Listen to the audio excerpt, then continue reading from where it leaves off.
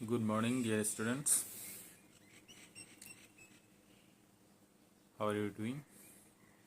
I hope you are well by the grace of Almighty Allah.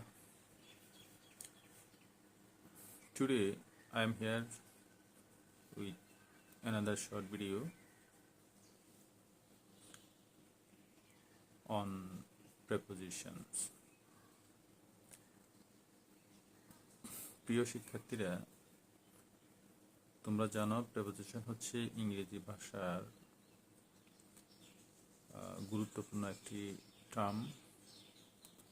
এটা ভালোভাবে আয়ত্ত করতে না পারলে ইংরেজির অর্থ এলোমেলো হয়ে যাওয়ার সম্ভাবনা অনেকখানি। তাই প্রেপোজিশন সম্পর্কে তোমাদেরকে ভালো ধারণা রাখতে হবে। প্রথমে জানতে হবে প্রেপোজিশন কি। আসলে প্রেপোজিশন হচ্ছে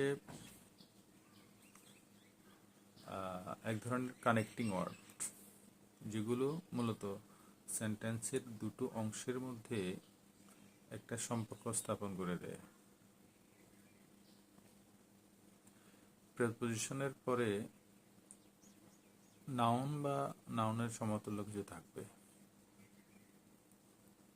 এবং সেই অংশটুকু সেন্টেন্সের অন্য অংশের সাথে একটা লিঙ্ক সংযোগ স্থাপন করে সেন্টেন্সের অর্থের পরিপূর্ণতা দেয়। প্রেপোজিশন এবং তার কমপ্লিমেন্ট বলতে এখানে নাউন বা নাউন ফ্রেজকে নিয়েই তোমার প্রেপোজিশনাল ফ্রেজটা গঠিত হয়। প্রেপোজিশনের পরে একটা সিঙ্গেল ওয়ার্ড, একটা ফ্রেজ এবং একটা ক্লজ থাকতে পারে। ইংরেজিতে অনেকগুলো প্রেপোজিশন রয়েছে, শতাধিক বলা যায়। এর মধ্যে সবচেয়ে গুরুত্বপূর্ণ যেগুলো মোস্ট ইউজড প্রেপোজিশন সেগুলো হচ্ছে in, of, to, from, for, এগুলো। তো কয়েকটা উদাহরণ দেওয়া যাক।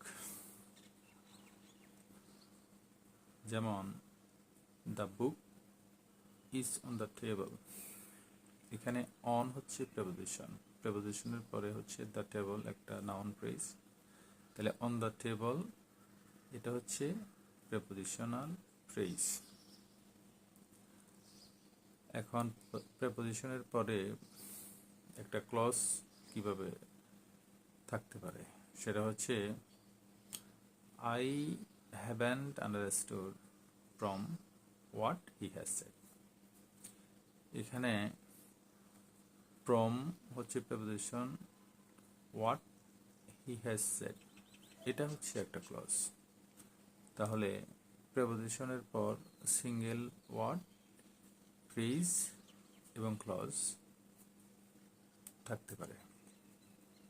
প্রেপোজিশন সম্পর্কে ভালো ধারণা পেতে হলে মনোযোগ সহকারে টেক্সটগুলো পড়তে হবে।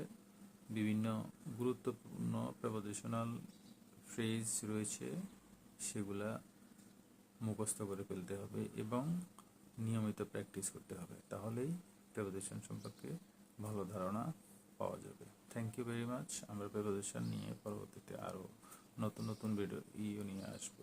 ধন্যবাদ সবাইকে।